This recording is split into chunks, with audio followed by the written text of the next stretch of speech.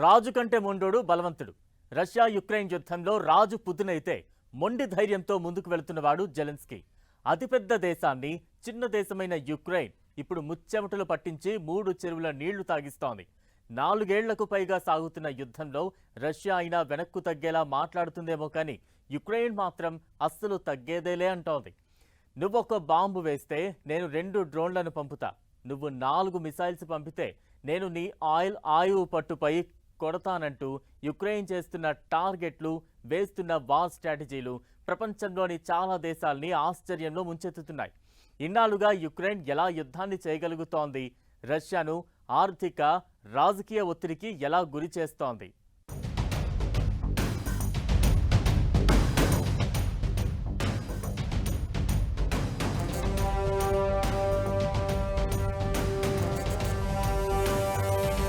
Russia సైనిక, ఆర్థిక మూలాలే target. పక్కా ప్లాన్స్తో Ukraine భీకర దాడులు. ఆయిల్ రిఫైనరీలు, ఇంధన కేంద్రాలు, రవాణా మార్గాలే టార్గెట్. భారీ నష్టాలతో పుతిన్ సర్కార్ ఉక్కిరిబిక్కిరి. బలవంతుడైన సర్పము చలిచీమల చేత జిక్కి చావద సుమతి. రష్యా యుక్రెయిన్ యుద్ధాన్ని చూస్తే ఈ పద్యంలో లైన్స్ గుర్తు వస్తాయి.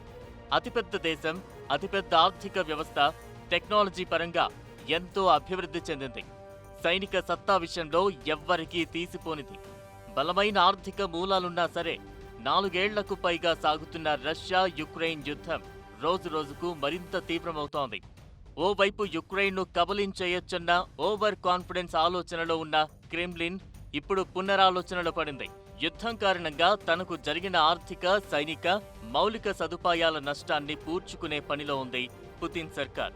యుక్రెయిన్ లాంటి చిన్న దేశం రష్యాకు అంతగా నష్టాన్ని కలిగించిందా అంటే ఖచ్చితంగా. ఇతర దేశాలకు ఆయిల్ను సరఫరా చేసే రష్యాలోనే ఇప్పుడు చమురు కొరత ఏర్పడిందంటే జెలెన్స్కీ వార్ స్ట్రాటజీలు ఎంత పదునుగా ఉన్నాయో అర్థం చేసుకోవచ్చు.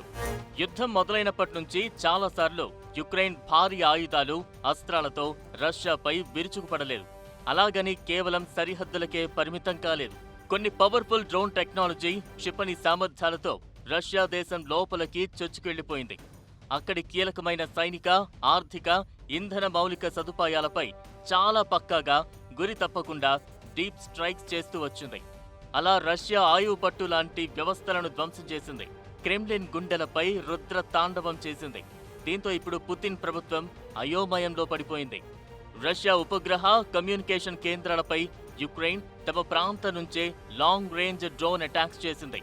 దీంతో రష్యా సైనిక కమ్యూనికేషన్లు బాగా దెబ్బతిన్నాయి. ఆయుధాగారాలు, సైనికుల్ని, అస్త్రాలను తరలించే మార్గాలను టార్గెట్ చేసిన యుక్రెయిన్ కోలుకోలేనంతగా డ్యామేజ్ చేసింది. అలాగే రష్యా అంటే చమురుకు పెట్టింది పేరు. దీంతో ఆ దేశ చమురు వ్యవస్థలను సర్వనాశనం చేయాలని ప్రయత్నించింది. చాలా వరకు ఆయిల్ రిఫైనరీలు, ఇంధన కేంద్రాలను టార్గెట్ చేసిన కీవ్, రష్యాకు చెందిన సెయింట్ పీటర్స్బర్గ్ ఆయిల్ పోర్టు లాంటి ప్రధాన ఆయిల్ టెర్మినల్స్, చమురు శుద్ధి కర్మాగారాలను లక్ష్యంగా అటాక్స్ చేసింది. దీనివల్ల రష్యాలో అంతర్గతంగా తీవ్రమైన ఇంధన కొరత ఏర్పడింది. ఇప్పుడు అతిపెద్ద చమురు ఉత్పత్తిదారు అయిన రష్యా దిగుమతిదారుడి అవతారం ఎత్తాల్సి వచ్చింది. ఆయిల్, గ్యాసోలిన్ లాంటి ఇంధన ఉత్పత్తుల కోసం భారత్ లాంటి ఇతర దేశాలపై ఆధారపడే పరిస్థితికి వచ్చింది. యుక్రెయిన్ పెద్ద ఎత్తున లాంగ్ రేంజ్ డ్రోన్ అటాక్స్ చేసింది రష్యా మీద.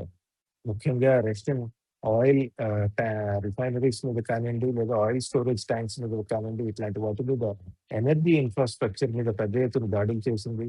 అదంతా ప్రస్ఫుటంగా, క్లియర్ గా అందరికీ టీవీల్లో కనపడింది. కనపడటమే కాకుండా ఆ తరువాత ఆయిల్ దొరుకుతుందో లేదో అన్న ఆందోళనతో చాలా మంది రష్యాలో క్యూలు కట్టారని, అవి కూడా ఫోటోగ్రాఫ్స్, విజువల్స్ రావటం మొదలెట్టింది.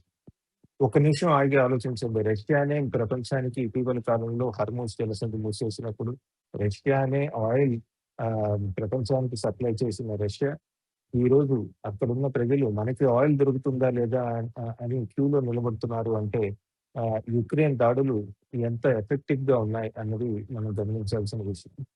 రష్యా ఆధీనంలో ఉన్న క్రిమియా ప్రాంతంలోని విద్యుత్ సబ్స్టేషన్లు యుక్రెయిన్ ధ్వంసం చేసింది. దీంతో అక్కడ చీకట్లు అలుముకున్నాయి. అలాగే రష్యా ప్రధాన నావికాదళ స్థావరాలపై కూడా దాడులు జరిగాయి. దీంతో చాలా పోర్ట్లు దెబ్బతిన్నాయి. అక్కడ నేవీకి తీవ్ర నష్టం కలిగింది. ఎగుమతులు, దిగుమతులకు ఆటంకం ఏర్పడింది.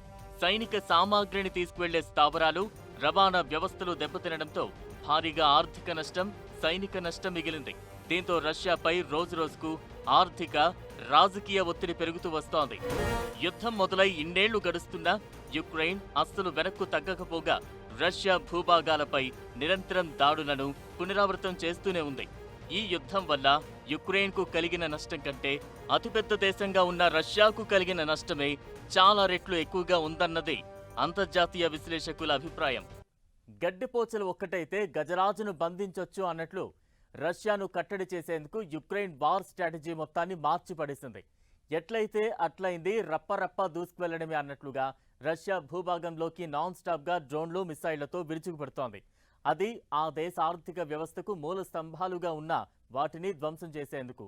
అలాగే యుక్రెయిన్ చేస్తున్న యుద్ధానికి ఆ దేశ యువత, మహిళలు, వృద్ధులు ఇలా ఎవరికి తోచిన సాయం వాళ్లు చేస్తున్నారు. మొత్తానికి రష్యాను రఫ్ఫాడించేస్తోంది యుక్రెయిన్. ఇదెలా సాధ్యపడుతోంది? వార్ స్ట్రాటజీని పూర్తిగా మార్చేసిన జెలెన్స్కీ.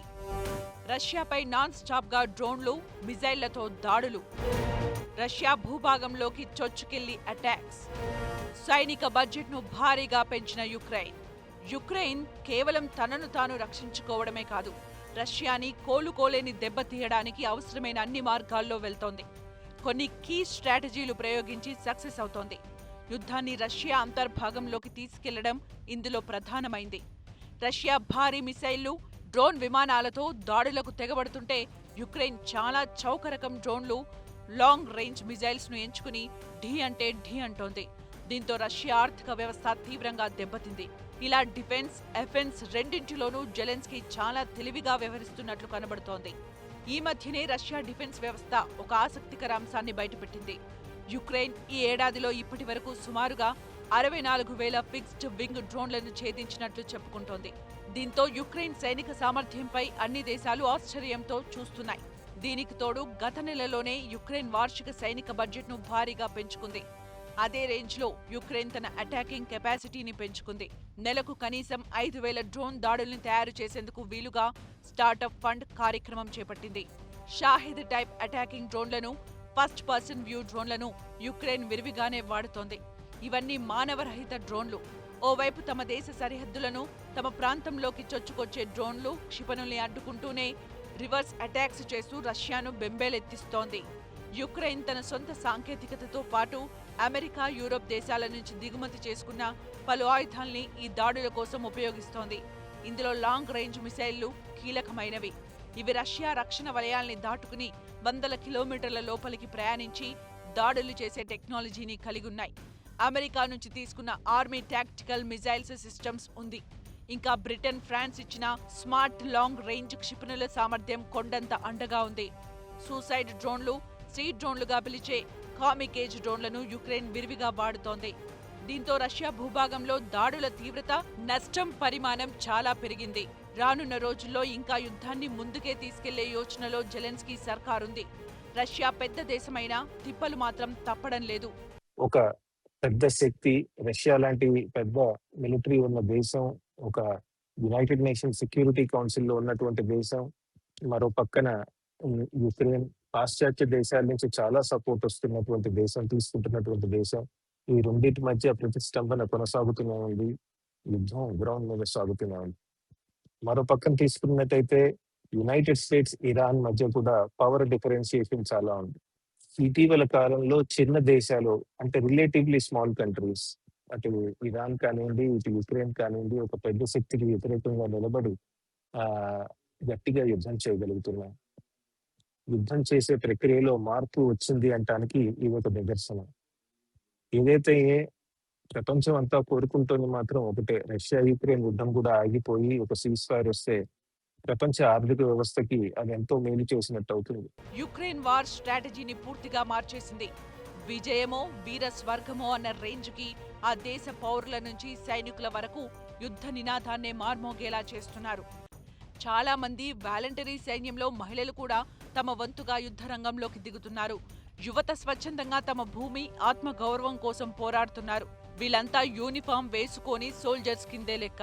అదే సమయంలో ఉన్న తక్కువ వనరుల్ని వాడుకుంటూ గెలవడం ఎలా అనే అంశంపై భారీ స్థాయిలో కసరత్తే చేస్తోంది క్రెమ్లిన్. యుద్ధాన్ని ఇప్పుడు ముగించే పరిస్థితిలో పుతిన్ సర్కార్ లేడు. అటు వెనకడుగు వేసే పరిస్థితిలో జెలెన్స్కీ లేడు. దీంతో రాబోయే రోజుల్లో ఈ వార్ మరింత ముదరడం ఖాయంగా కనిపిస్తోంది.